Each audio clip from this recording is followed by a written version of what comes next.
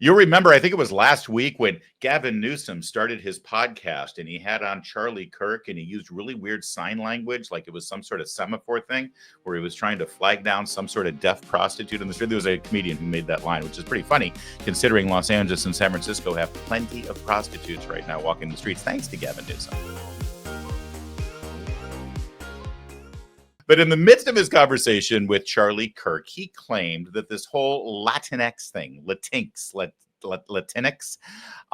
he thinks it's stupid and he doesn't understand where it came from. And he told Charlie Kirk, he said, no one from my office has ever used this term. Now, you'll remember that we then showed you tweet after tweet after tweet from none other than Gavin Newsom himself using the Latinx word there in his tweets. And that was fun, you know. Yesterday, CNN decided they wanted a little bit in on the fun, and they did one better. They didn't just find tweets. They found, well, video. So let's talk about the word Latinx. Just 2 weeks ago, here's what he said about it. By the way, not one person ever in my office has ever used the word Latinx. So can we finally put that to bed? Yeah, we agree? where did that even No come? more Latinx, like, everybody. Well, I just didn't even know where it came from. I'm like, what are people talking about? But there was a person who used Latinx. It was actually a really important person. It was him. Right? Yeah, that's right. And look, these aren't minor shifts. These are progressive issues that Gavin Newsom used to champion until fairly recently. And now he's not just walking away from them. He's sort of acting like they were never legitimate with that clip talking about Latinx in the first place. But let's take Latinx. We did find somebody who used it repeatedly in his office. Let's take a listen to this. I hope we can really paint a picture in terms of our consciousness of how impactful this has been on the Latinx community. The Latinx and Black communities. You've got politicians that are banning not assault rifles, but the word Latinx. They're not even serious. Latinx. God, what a moron he is. He's also evil, Governor Hairgel is, and the ability to lie like that with such guile is terrifying, actually. But it's a great skill to have when you're a politician. Please do whatever you can to keep this man away from the White House. That was an interesting thing, though, because I want to remind you that this is CNN doing this. CNN is going after Gavin Newsom. Why? What's going on here? That, by the way, going after Gavin Newsom from the right, from a conservative perspective, and calling him a liar, undermining his attempts right now to ingratiate himself to voters and position himself for a 2028 run for the White House. Why would they do that? And it's not just CNN. There was a weird trend over the last 36 hours in media, especially in media that is usually hostile to Donald Trump and Republicans. Look at this on MSNBC. We got to say this, which is that he is the most talented political athlete, maybe of all time. I would agree with that. He took January 6th and what was undoubtedly a negative event, his role in initiating a Capitol riot, a deadly Capitol riot. And in some ways, he turned that narrative around, and maybe it even helped him in this election.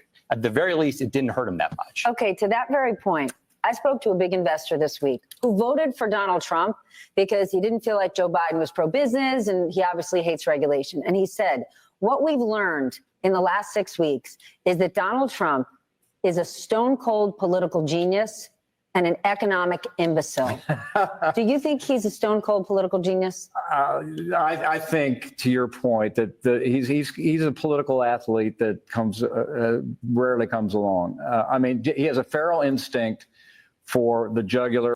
But we got. All right. So a couple of things here. First of all, obviously, for every one nice thing they are forced to say about Donald Trump, you also hear 3 or 4 negative things they can't have. And please, January 6th was a deadly riot. Okay.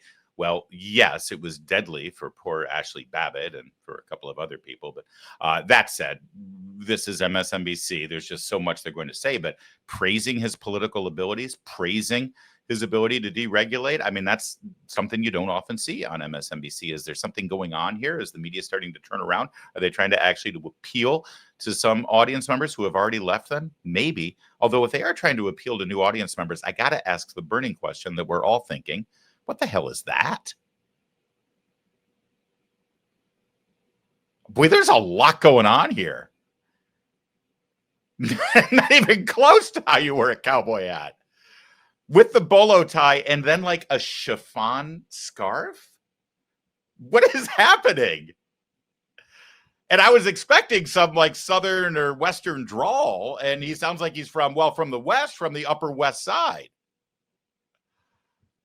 All right, so maybe there really isn't that big of a change in the media. In fact, most of the takes yesterday were, well, the typical toilet takes that you would get. Here's Ana Navarro lamenting and wondering why people who voted for Donald Trump are still supporting him. Police departments in South Florida are signing cooperation agreements to be deputized as ICE. When we, I keep thinking, okay, this is going to be this is going to change the way folks, they're gleeful. Everybody I know who voted for Trump is gleeful and supportive of everything he's doing. So she's dumbfounded. You understand something about Ana Navarro, who always likens herself. She always positions herself, and she's always identified as a Republican strategist. I have worked in Washington, D.C. for over a dozen years. I have worked in conservative political commentary for over 15 years now. I have never once met one Republican elected official who will ever concede or admit that Ana Navarro ever worked on any kind of successful Republican campaign, but she's still billed as a Republican strategist. But you have to understand that the Republicans she claims she worked for, John McCain, Jeb Bush, Charlie Crist, I think, when he was a Republican in Florida, she's Florida-based. These are Republicans who, for the most part, often promised things when they were running and then didn't quite deliver.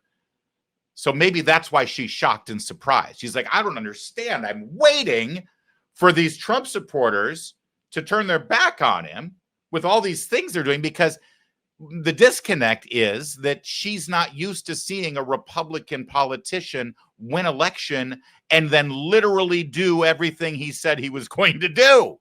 So she doesn't know what to make of this. Why are all you people still supporting Trump? And the answer is because he's literally doing what he said he would. And that doesn't make sense. That said, it wasn't the biggest garbage take we saw yesterday in the sphere. Take a look at these two. You know how they say when God shuts a door, he opens a window? You know how they say, when life gives you lemons, no offense, Don, you turn it into lemonade? This is the living example of that. Now, here we got two primetime cable news hosts who have been humiliated publicly by being fired by their networks for being disasters, for being unsuccessful, for being an embarrassment to the brand. I mean, when you're such an embarrassment to CNN and MSNBC that they send you packing, even though you check plenty of boxes there on the DEI scorecard, and they're still not willing to keep you around, you've got to suck. And here they are. Major doors closed in their face. But what is that? God closes a door, he opens a window. Well, here's the window that's opened up. Here's the upside. Here's the lemonade. They've got so much time on their hands that they can talk to each other on a video stream. This one on Don Lemon's platform, Lemon Nation, because who doesn't want to be a part of Lemon Nation? All right, well, let's see what this Mensa meeting looks like exactly. These are the brilliant minds that were just, frankly, let's face it, too good for CNN and MSNBC. They got to venture out on their own, right? You think about it. Megyn Kelly, fired by mainstream media, starts her own thing, bigger than ever. Tucker Carlson, ditto. I mean, you can keep it going on and on. You get fired, you get canceled by the mainstream, big tech, whatever. You go out, you start your own thing, you explode when you're a conservative. What are the odds that these two are going to do well now that they don't have big money corporate media propping them up? How successful is Joy Reid going to be without that little peacock in the corner, right? Well, she'll be as successful as Don Lemon has been. All right, so Lemon Nation, let's see what these two brilliant minds are bringing to the table. Grampy Trump, let's talk. First of all, you can't make Canada the 51st state without going to war with them. And let me explain how that happened, how that worked out the last time we tried to go to war with Canada. They burned the White House to the ground in 1814 and won the war. Canada beat us in the War of 1812. They probably like their chances against us. We're not going to beat them in a war because we have never been able to do that. You'd have to occupy a country that is equivalent of the size of the United States, in which the top 2/3 of it is uninhabited, frozen forest land that touches the Arctic. You know how that worked out when the Nazis tried that with Russia, which is the equivalent of Canada on that part of the world? We gonna lose. Okay. First of all, I do love that content inspired Owen to become a YouTube member. Owen, you got to examine your life choices, my brother. You got to look in the mirror and figure out unless you like hate watching this stuff, which could be the case. All right. So let's break this down for a moment, shall we? First of all, Joy, we reject your idiotic premise in the first place. We don't believe that there is an actual legitimate move to make Canada the 51st state, but I'm glad you're spending a lot of time on it and you researched it clearly. But if we are to strengthen our relationship with our neighbors to the north, maybe sharing monetary policy or currency, or maybe strengthening our national security interests, I don't think it would happen through a conquest. Through an armed conquest of that nation. I think it would be a political organization and reorganization of our relationships. And whether that means they become a 51st state or what have you, obviously, I don't think so. I don't want Canadians to be a part of the United States of America. They're too liberal. They expect free health care that costs them 70% of their income. So no, that's not going to happen. I reject the premise that if it were to happen, it would be an armed conquest. All right. That's the first point. However, just for the sake of argument, let's go with it. I believe their military has like 40 jets. We have hundreds. If there was to be an armed conflict, not that I want there to be one, but if there were to be an armed military conflict between Canada and the United States, it would not last long. And I assure you we would triumph. That's number one. Number two, if our militaries just stayed out of it and it was just, American citizens versus Canadian citizens, number one, they've got about 40 million, I think. We have 340 million. We have 50% more armed citizens than they have. And based on how they play hockey, it's a no-brainer. We got this. But let's go to the historic aspect of this, because little Miss Harvard grad here has decided to give us a lesson on the War of 1812, which of course everyone knows was between the United States and Canada. Wait, no, it wasn't. There was no Canada. Great Britain waged war on us in the War of 1812 because King George was suffering from some syphilitic fits. And he decided that he wanted to get his colonies back. Now, it's true, the northern British colonies, that is now Canada, they were involved in a few skirmishes with us. For instance, the United States of America, then a fully formed nation, we took on some of the British colonies in Toronto and we burned them to the ground. Now, the British colonial army did breach into the Potomac and they made their way to Washington, D.C. It's true, but they didn't come from Canada. Those were British regulars from the UK. And yeah, they burned the White House, but it was James Madison at the time. So what was he going to do? We didn't lose that war, though, Joy. Everyone calls it a draw, I guess. If you look at historians and you research this, if you ask Grok who won the War of 1812, they'll tell you it was a draw. But let's be clear here. Great Britain was the aggressor. They wanted their colonies back. Last I checked, they didn't get their colonies back. We kicked their butts in the Battle of New Orleans, which remarkably happened a couple of months after we signed a peace treaty with them, because news didn't travel very fast. I love that little point of history, by the way, that we signed a peace treaty ending the War of 1812, and then months later kicked Britain's ass in the Battle of New Orleans.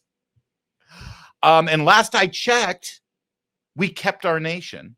We grew our nation. We built our nation up stronger and is now the strongest on the planet, and has been so almost 100 years going. So by any actual objective measure, no, we did not lose the War of 1812 to anyone, certainly not Canada, because there was no Canada. But other than that, that was a brilliant take from Joy Reid. And I hope this is going to be a regular thing on Lemon Nation. And you know what? Here's the weird thing. That's not even the worst take of all from yesterday from our friends on the left on cable news. May I remind you of one Congressman Jamal Bowman. You remember him. He's the one who pulled the fire alarm during a vote over a bill last year. He lost his primary in New York. When you're a Democrat in Brooklyn and you can't win your own party's primary, you know you've got to suck. And here was his wise observation about Elon Musk. That's not true. And this shows, again, the American people do not trust Elon Musk. And Elon Musk is incompetent in his position. And how do we know? Because they fired tens of thousands of people, it was challenged in court. The court said the people have to go back, and now the people are coming back. He's incompetent. He's a thief. He's a Nazi, and people don't trust him. Elon Musk is a thief and a Nazi. If I'm Elon Musk, I might have my lawyers pick up the phone and call CNN on that one. And I'd like to add to that, actually, as a very happy but somewhat skittish Tesla owner. If you're like me and you drive one of those miracle machines around and you're concerned that somebody's going to key your car or trash it or intimidate you, or maybe even worse, let me tell you something.